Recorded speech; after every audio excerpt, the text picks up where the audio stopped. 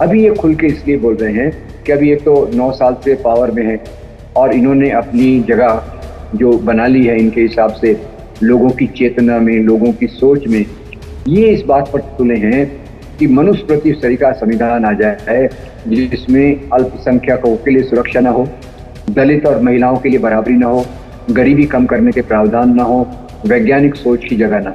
ये 5 चीजों से उनको बहुत तकलीफ है, जिसके कारण वो एक नया संविधान चाहते हैं कि अपोजिशन की तैयारियां लगातार और मजबूत होती जा रही हैं।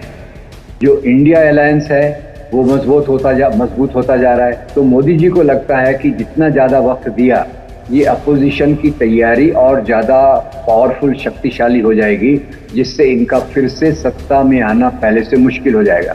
ऑलरेडी जो सही सर्वे हैं, सही सर्वे, अब कुछ कुछ सर्वे तो ये भी करवाते हैं और वो जानबूझकर ये रिपोर्ट देते हैं कि मोदी फिर से आ रहे हैं। वो सर्वे तो डॉक्टर सर्वे हैं। पर आप लोगों से बात कीजिए, लोगों के बीच में जाकर पता कीजिए, तो ज्यादातर माहौल इस सरकार के खिलाफ है।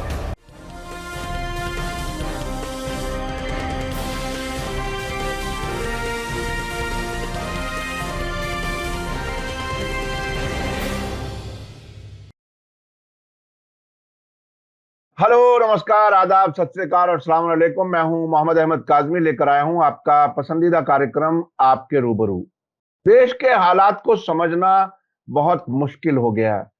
मुश्किल भी है और आसान भी है। मुश्किल इसलिए कि गोदी मीडिया कुछ बताने के लिए तैयार नहीं है, ना सरकार से सवाल करने के लिए तैयार है। लेकिन सोशल मीडिया के जरिए आपको बहुत इंफॉर्मेशन मिल रही है। जितने जितने रिसोर्सेज, जो भी कुछ कोशिश कर सकते हैं, बहुत लोग ये काम कर रहे हैं। हम भी कोशिश करते हैं कि लोगों को जो सूचना का अधिकार है वो उससे वंचित ना हो, वो महरूम ना हो। आज हम राम पुनियानी जी से बात कर रहे हैं। आप मुंबई में रहते हैं, लेकिन आज वो कुर्नूल, आंध्र प्रदेश में है। जहां भी वो होते हैं हमें वक्त दे देते हैं, उसके लिए हम उनके शुक्रगुजार हैं। आज हम जिन इश्यूज पर बात कर रहे हैं राम पुनियानी जी से, वो ये कि नए संविधान पर चर्चा क्यों शुरू हुई इस वक्त।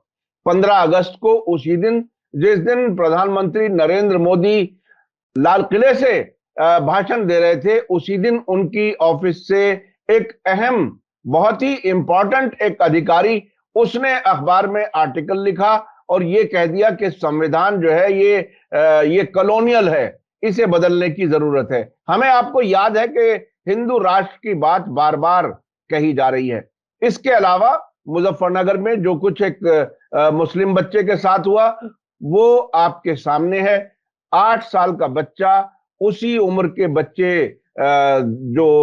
ये मजबूरन बताना पड़ रहा है कि हिंदू बच्चों ने उस मुस्लिम बच्चे की पिटाई की टीचर के कहने पर, और किसी बच्चे ने अगर हल्का हाथ मारा, हल्का थप्पड़ मारा, तो उसे कहा नहीं और जोर से मारो। इसी तरह से वाकयात कई और जगहों से होते हुए नजर आ रहे हैं। दिल्ली के भी एक स्कूल में, गांधीनगर में, ऐसा वाकया हुआ है जिसमें टीचर ने एक मुस्लिम बच्चे को उसके धर्म की बुनियाद पर उसको बहुत ही आपत्तिजनक बातें कही हैं वो। और एक नई खबर आ रही है, खबर उसे अभी ऐलान के तौर पर नहीं आई है, लेकिन ऐसी अटकलें लग रही हैं कि लोकसभा का चुनाव मोदी जी जल्दी करा सकते हैं। हो सकता है इसी साल के आखिर में, दिसंबर में, यानी तकरीबन 5-6 महीने पहले, शेड्यूल से पहले करा सकते हैं। क्या कुछ होगा अभी ऐलान नहीं है, लेकिन ऐसे इशारे मिल रहे हैं। राम पुनियानी जी, वेलकम है आपका। मीडिया स्टार वर्ल्ड को आप समय दे देते हैं, उसके लिए बहुत बहुत शुक्रिया। आप बताइए कि ये नए संविधान पर जो चर्चा की बात है, क्योंकि आपसे हम ये उम्मीद करते हैं, आप एक लंबे अरसे से देश को देख रहे हैं, कानून को देख रहे हैं और बहुत नजदीक से वाकयात को देख रहे हैं, समझ रहे हैं। ये संविधान पर, नए संविधान पर चर्चा, जबकि अगर ऐसा हुआ कि इलेक्शन दिसंबर में हुए तो बहुत ही इलेक्शन से बिल्कुल पहले ये चर्चा मानी जा सकती है। आप इसे कैसे देख रहे हैं? देखिए काजी भाई, ये जो संविधान को, नया संविधान बनाने की बात की है, ये प्रधानमंत्री मोदी के इकोनॉमिक एडवाइजर जो डॉक्टर विवेक देवरॉय ने ये बात कही, तो ये बात माना जाना चाहिए कि प्रधानमंत्री का खुद का ये बयान है, क्योंकि ये उनके इकोनॉमिक एडवाइजर हैं।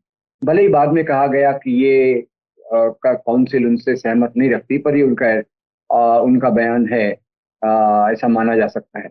दूसरा ये देखिए कि ये जो संविधान के खास तौर से डॉक्टर विवेक राय देवराय ने आखिर में लिखा कि ऐसे मूल्यों की क्या जरूरत है जो सोशलिज्म की बात करते हैं, सेकुलरिज्म की बात करते हैं, इक्वालिटी की बात करते हैं। ये तो हमारे समय में इसकी कोई जरूरत नहीं है। ये उनका खास मुद्दा मैंने उसमें पकड़ा, जिससे हम्म, उनको बहुत गहरी आपत्ति थी कि हमारा संविधान ये हमारे समय के अनुसार हमारे लिए उपयोगी नहीं रहा। फिर वो कहते हैं कि ये ब्रिटिश का जो था एक्ट ऑफ इंडिया 1935 उसके आधार पे बना है। तो इस सभी के सभी बातें गलत हैं। मैं आपको बता दूं, जो संविधान बना, संविधान समिति ने करीब 3 महीने तक, 3 साल तक इस पे चर्चा की। और उस चर्चा में कौन था? डॉक्टर राजेंद्र प्रसाद थे, सरदार वल्लभ भाई पटेल थे, जवाहरलाल नेहरू थे, अंबेडकर थे, और अंबेडकर ने इसको ड्राफ्टिंग किया। तो आप कैसे कह सकते हैं कि ये ब्रिटिश लेगेसी है? ये तो वो सब लोग थे जिन्होंने आधुनिक भारत को बनाने में मदद की। तो वास्तव में भारत का संविधान यहाँ के लोगों की भावनाओं से, लोगों की सोच से निकला है। पहली बात उनकी ये गलत है। दूसरा, वो इसका विरोध इसलिए कर रहे हैं कि वो जिस सरकार से जुड़े हैं, वो सरकार जिस पार्टी से जुड़ी है, वो पार्टी कभी भी इसने भारतीय संविधान को स्वीकार नहीं किया। मैं शुरू से आपको बता दूं, जब भारतीय संविधान आया तो उस समय आरएसएस के मुखपत्र ऑर्गेनाइजर में, जो उनका मुखपत्र सरिका है, ऑर्गेनाइजर में लेख आया, ये क्या है भारतीय संविधान? इसमें तो हमारे जो प्राचीन मूल्य हैं, मनुस्मृति के मूल्य हैं, जिनकी पूरी दुनिया आदर करती है, उसका तो कोई उल्लेख ही नहीं है। तो ये पूरा संविधान हमारे लिए कोई मायने नहीं रखता, और ये हमारे समाज को स्वीकृत नहीं होगा। उसके बाद सन 2000 में के सुदर्शन जब आरएसएस के सर संघचालक बने, तो उन्होंने यही कहा कि ये संविधान तो विदेशी मूल्यों पे बना हुआ है, वेस्टर्न वैल्यूज पे बना हुआ है, इसको फेंक के ऐसा संविधान लाना चाहिए जो भारतीय धर्म ग्रंथों यानी ब्रैकेट में मनुस्मृति पे बना हो। तो उसके बाद इक्का दुक्का बीजेपी एमपी, कोई और लीडर संविधान के विरोध में हमेशा बोलते रहे, ये बात आप याद रखिए। अभी ये खुल के इसलिए बोल रहे हैं कि अभी एक तो 9 साल से पावर में है, और इन्होंने अपनी जगह जो बना ली है इनके हिसाब से लोगों की चेतना में, लोगों की सोच में, ये इस बात पर तुले हैं कि मनुस्मृति स्तरीय का संविधान आ जाए जिसमें अल्पसंख्यकों के लिए सुरक्षा ना हो, दलित और महिलाओं के लिए बराबरी ना हो, गरीबी कम करने के प्रावधान ना हो, वैज्ञानिक सोच की जगह ना हो। ये 5 चीजों से उनको बहुत तकलीफ है, जिसके कारण वो एक नया संविधान चाहते हैं। उस प्रकार की चीजों को लागू तो किया जाता है, लागू तो किया जा रहा है धीरे धीरे बिना बताए, पर अब उसको वो एक संविधान की शक्ल देना चाहते हैं, जो अपने आप में मेरे ख्याल से हमारे देश के इतिहास में एक बहुत पिछड़ा कदम होगा, देश को पीछे ढकेलने वाला कदम होगा। पर ये वही राजनीति है जिसको हम भुगत रहे हैं, क्योंकि ये संविधान हमको कहता है कि गरीब और अमीर के बीच की दूरी को मिटाओ। ये संविधान हमको कहता है वैज्ञानिक सोच को प्रमोट करो। और सबसे बड़ी बात, ये संविधान इक्वालिटी, बराबरी की बात करता है। यानी उसमें हिंदू मुस्लिम सिख ईसाई बराबर हैं, पुरुष और स्त्री बराबर हैं, दलित और ब्राह्मण बराबर हैं। एक कोई मद्रास वाला, चेन्नई वाला, या शिलोंग वाला, या बंबई वाला, ये बराबर है। ये चीजें उनको मंजूर नहीं है, खासतौर से धर्म के आधार पे एक। और दूसरा, जो दलित दलित आदिवासियों और औरतों की बराबरी, ये उनको स्वीकार्य नहीं है। इसीलिए ये इस संविधान को हटाने की बात अलग अलग तरीके से करते रहे हैं। और अभी डॉक्टर विवेक देवराय ने बिल्कुल क्लियर कट स्पष्ट रूप से उस बात को सामने रखा है। अच्छा, एक बात बताइए पुनियानी जी कि क्या एक सवाल उससे आगे ही आता है कि क्या संसद में मेजॉरिटी की बुनियाद पर संविधान बदला जा सकता है? क्या बिल्कुल ऐसा हो सकता है जैसे अब तक हमने इस सरकार में, चाहे आर्टिकल 370 हटाने की बात हो, चाहे सीए एनआरसी का कानून पास करने की बात हो, चाहे किसानों वाले कानून पास करने की बात हो, लोकसभा में या यानी कोई बहस के बगैर खुद बीजेपी के सांसदों को भी पता नहीं होता शायद कि क्या कानून आने वाला है, और वो सिर्फ एक हेड काउंट के तौर पर हर बात पे हाथ उठाने वाले लोग हैं। क्या इस किस्म की संसद जबकि है, जबकि कानून पास करना उनके लिए आसान नजर आता है, आसान है बगैर चर्चा के, क्या संसद में इसी तरह से संविधान को बदलने का भी कोई बड़ा कदम उठा सकती है सरकार इलेक्शन से पहले? देखिए, इलेक्शन से पहले का तो मैं कह नहीं सकता, पर एक बात आपको बताना चाहता हूं कि सुप्रीम कोर्ट ने कहा है कि इसका जो मूलभूत ढांचा है, बेसिक स्ट्रक्चर, उसमें बदलने का अधिकार किसी को नहीं है, उसमें बदलाव लाने का अधिकार किसी को नहीं है। पर ये बात और है, 2/3 मेजोरिटी के आधार पे ये कई चीजों को बदल देते हैं जो वैसे तो गैर कानूनी है। पर अगर हमारी न्यायिक व्यवस्था, जुडिशरी इतनी मजबूत नहीं हो तो उसको फिर विरोध करना मुश्किल हो जाएगा, ये बात तो क्लियर है। तो ऐसी हालत में अपोजिशन कैसे उसे रोक सकती है? फिर एक सवाल ये भी आता है ना कि अगर, हालांकि अपोजिशन से बहुत लोगों को शिकायत है कि बहुत से इंपॉर्टेंट इश्यूज पर खामोश रहने की आदत हो गई है, और उसमें कांग्रेस भी शामिल है, उसमें जी। सारी पार्टियां शामिल हैं। पहले वो सॉफ्ट हिंदुत्व का इशारा दिया जाता था, अब नामालूम ईडी और इनकम टैक्स और इस सब के डर से बहुत से नेता लोग खामोश रह जाते हैं। क्या इसमें भी ऐसा हो सकता है, या ऐसा हो, या अपोजिशन इसको अगर उस आदत से बाहर निकल करके बोले भी तो क्या रोक सकती है? देखिए, इसके लिए तो मेरे ख्याल से जनता की आवाज उठाना बहुत इम्पोर्टेंट है।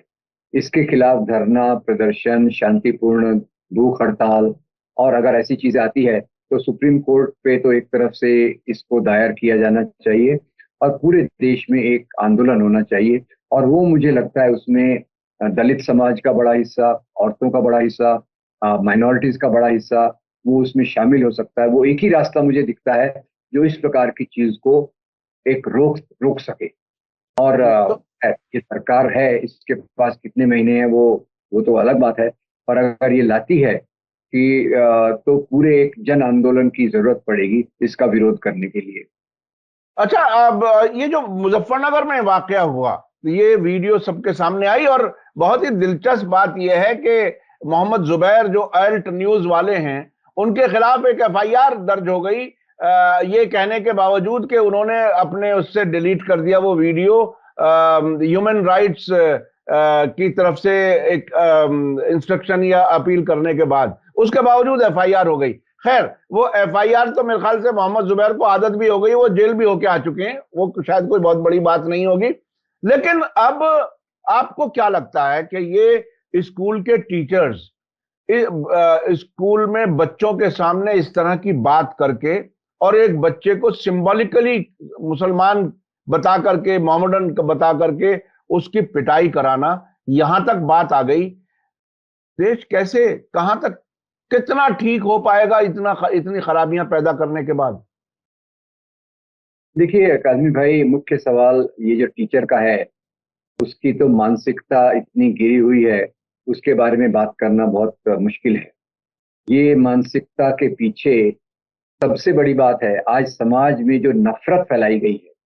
ये देखिए, नफरत तो पिछले 100 साल से फैलाई जा रही है, और अलग अलग तबकों में 1990 के बाद से नफरत फैलाने की प्रोसेस, प्रक्रिया और तेज हो गई, और पिछले 9 साल में नफरत फैलाने की प्रक्रिया और भी तेज हो गई। तो मुख्य मुद्दा काजिम भाई, ये जो टीचर्स हैं, ये सब जो समाज के लोग, एक बड़ा तबका है, वो इस प्रकार की नफरत के शिकंजे में है।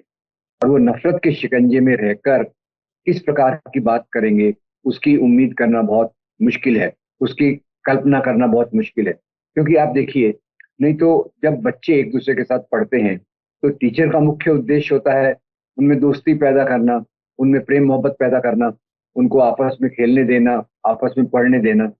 उसके उलट जाके धर्म के आधार पे चिन्हित करके उसको पिटवाना, ये तो इतना अमानवीय, इनह्यूमन है कि जिसकी कल्पना करना मेरे लिए बहुत मुश्किल है। और उसके पीछे की जो बड़ी बात है कि ये चीजें खास तौर से मुसलमानों के खिलाफ और थोड़ा सा क्रिश्चियंस के खिलाफ, जो सोशल मीडिया के माध्यम से, शाखाओं के माध्यम से, किताबों के माध्यम से, गोदी मीडिया के माध्यम से, कई अखबारों के माध्यम से जो फैलाई जाती है, वो सबसे बड़ी बीमारी है। और उस पे कोई रोक, उसका कोई काउंटर तो है नहीं। छोटे मोटे चैनल्स हैं, छोटे मोटे लेख लिखने वाले हैं, उनकी बात कहीं पहुंचती नहीं है।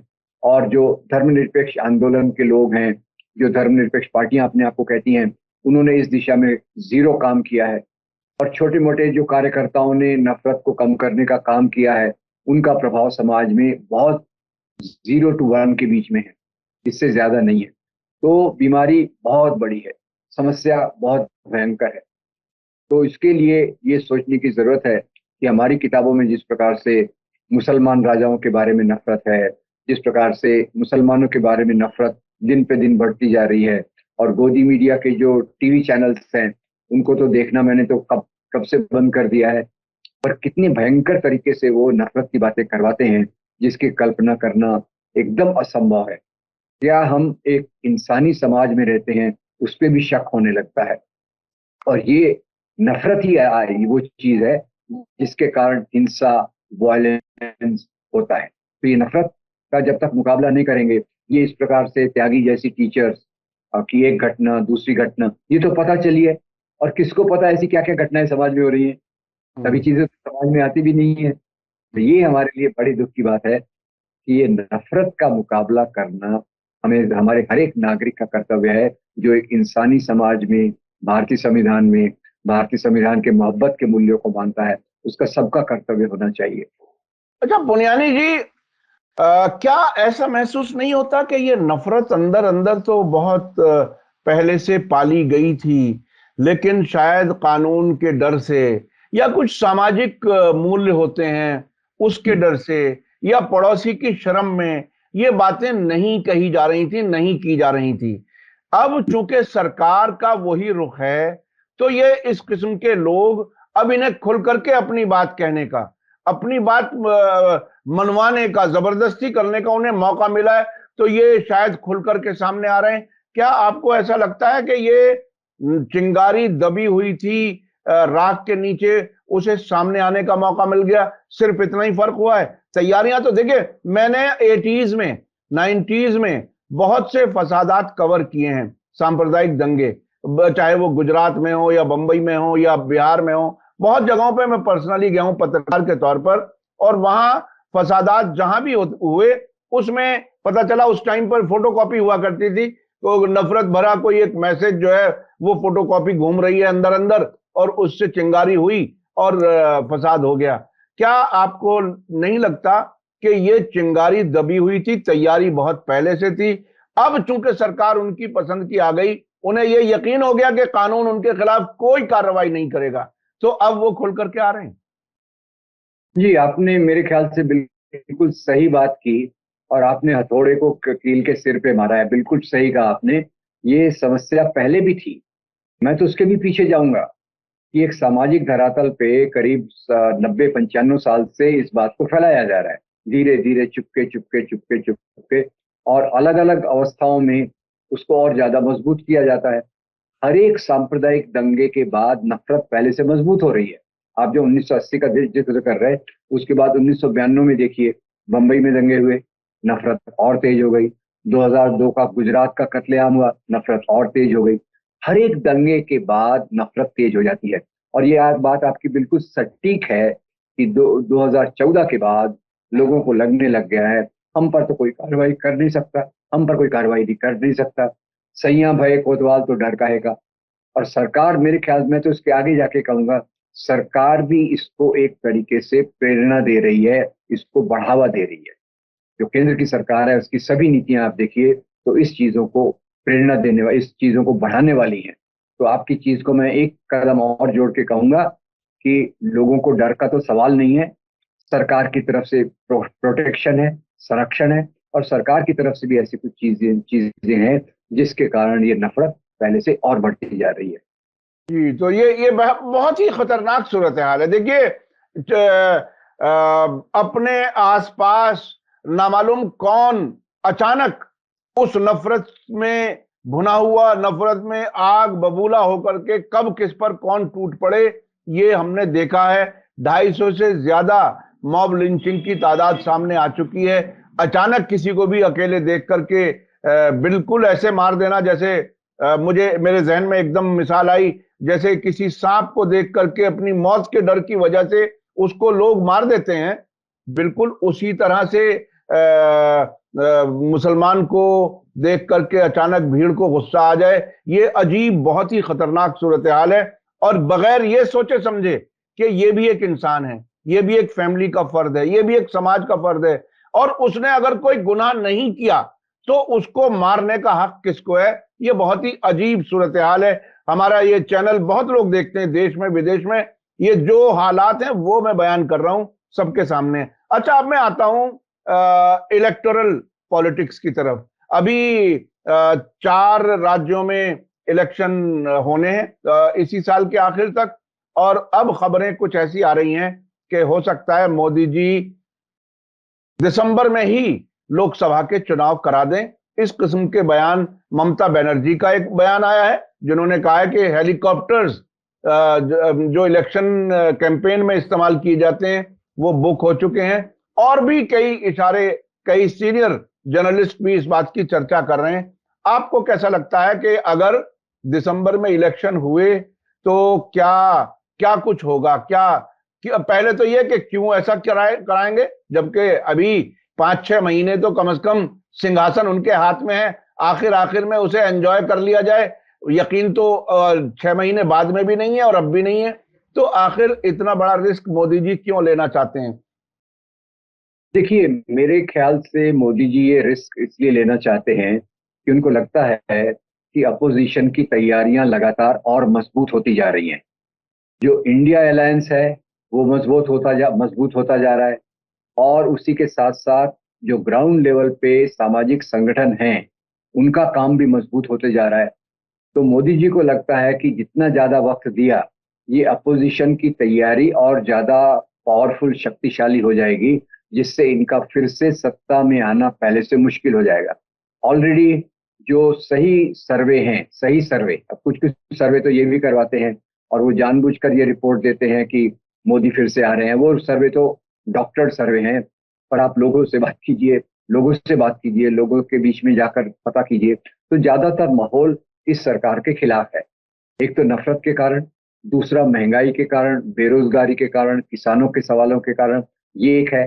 दूसरा, भारत जोड़ो यात्रा ने जो एक सही माहौल पैदा किया है वो भी बढ़ते जा रहा है, वो अच्छा माहौल बढ़ते जा रहा है। और तीसरा, सोशल संगठन, जैसे उन्होंने कर्नाटक में एडुल कर्नाटक के नाम से मिलकर लोगों में चेतना पैदा की, उसकी भी तैयारियां देश भर में चल रही हैं। तो निश्चित रूप से सरकार को ये सब पता है कि जितना ज्यादा वक्त दिया, हमारे अपोजिशन वाले अपनी तैयारियों को मजबूत कर लेंगे, इसलिए उनकी तैयारियां कम हो, क्योंकि ये तो हमेशा इलेक्शन मोड में रहते हैं। इनकी हर एक स्पीच इलेक्शन की स्पीच रहती है, और इनके पास पूरा पूरा बड़ा संगठन है, आरएसएस से जुड़ा हुआ, जो रेडी मशीनरी है। तो इनको तो तैयारी का कुछ प्रॉब्लम नहीं है। तैयारी किसकी मजबूत हो रही है? अपोजिशन की। अभी आज या कल बम्बई में 2 दिन की मीटिंग भी है इंडिया नाम के कोalition की। और ये सब चीजों के कारण शायद इस अपोजिशन को साथ में आने का टाइम कम मिले, उनकी तैयारियां कम हो, उसके लिए मोदी जी शायद जल्दी चुनाव करवा सके, ऐसा मेरी समझ है। अच्छा, वैसे भी एक इसका दूसरा पहलू भी है। मोदी जी उसे जिस तरह से समझ रहे हैं उसका रिवर्स भी हो सकता है। वो ये कि कर्नाटक में अभी हारे हैं, और बाकी 4 राज्यों से जो रिपोर्टें आ रही हैं, जो सर्वे आ रहे हैं, उसमें भी हारने की खबर है। अगर हारने का चारों तरफ माहौल हो तो लोकसभा में भी बहुत आसानी से हार सकते हैं। शायद अपोजिशन के लिए ये भी सूट करेगा, चूंकि जहनी तौर पर अगर जनता इस बात के लिए तैयार है कि सरकार बदलनी है, तो वो तो और शायद अपोजिशन भी और आम जनता के लिए भी वो अच्छा ही होगा कि चलिए दिसंबर में कर लीजिए, कुश्ती जब चाहे कर लीजिए, पहलवान तैयार है। ऐसा ऐसा ऐसा आपको लगता है कि ऐसा भी तो हो सकता है? साबित जरूरी नहीं है कि मोदी जी की मर्जी का ही सब कुछ हो। खैर, इसमें दोनों पहलू हैं। ये देख सकते हैं कि अभी का माहौल तो अपोजिशन के फेवर वाला है, और दूसरा, अपोजिशन की तैयारी के लिए ज्यादा टाइम न मिले, वो एक कारण हो सकता है जिसके लिए मोदी जी इसको जल्दी कराएं। वैसे माहौल तो अपोजिशन के सपोर्ट में बहुत मजबूती से बनते जा रहा है, उसमें कोई शक नहीं है। मैं आपसे सहमत हूँ कि चारों राज्यों के चुनाव का भी जो हाल है वो भी मोदी के खिलाफ ही है, तो दोनों चीजें उसमें हैं। पर मेरे को लगता है मुख्य बात जो है, मोदी ये चाहते हैं कि अपोजिशन को ज्यादा वक्त तैयारी करने का न मिले, वो मुख्य पॉइंट। जी जी जी, बहुत बहुत शुक्रिया राम पुनियानी जी। आपने बंबई से बाहर रहते हुए अपने समय से वक्त निकाला आपने। मैं अपने दर्शकों को बता दूं कि सुबह हमने तकरीबन 9 बजे ये रिकॉर्डिंग की है। और मैं फोन करने में एहतियात कर रहा था कि शायद अभी मैं जल्दी फोन कर रहा हूं, लेकिन उनके फोन का फौरन जवाब आया और कहा कि 10 मिनट में बात कर लीजिए। ये उनकी सादगी है, शराफत है, और वो अपनी बात लोगों तक पहुंचाना चाहते हैं। और ये पॉजिटिव आवाजें देश के लोगों के सामने जरूर पहुंचनी चाहिए। उसी कोशिश में एक छोटी सी कोशिश हमारी भी शामिल है। बहुत बहुत शुक्रिया राम पुनियानी जी। इसी के साथ मुझे दीजिए इजाजत। धन्यवाद, शुक्रिया। जय भारत, जय हिंद। मीडिया स्टार वर्ल्ड के और वीडियो देखने के लिए हमारे चैनल को सब्सक्राइब करें और सीधे नोटिफिकेशन पाने के लिए बेल आइकन दबाएं। और अगर हमारी खबर सच्ची और अच्छी लगे तो अपने व्हाट्सएप, इंस्टाग्राम, फेसबुक और ट्विटर अकाउंट पर जरूर शेयर करें।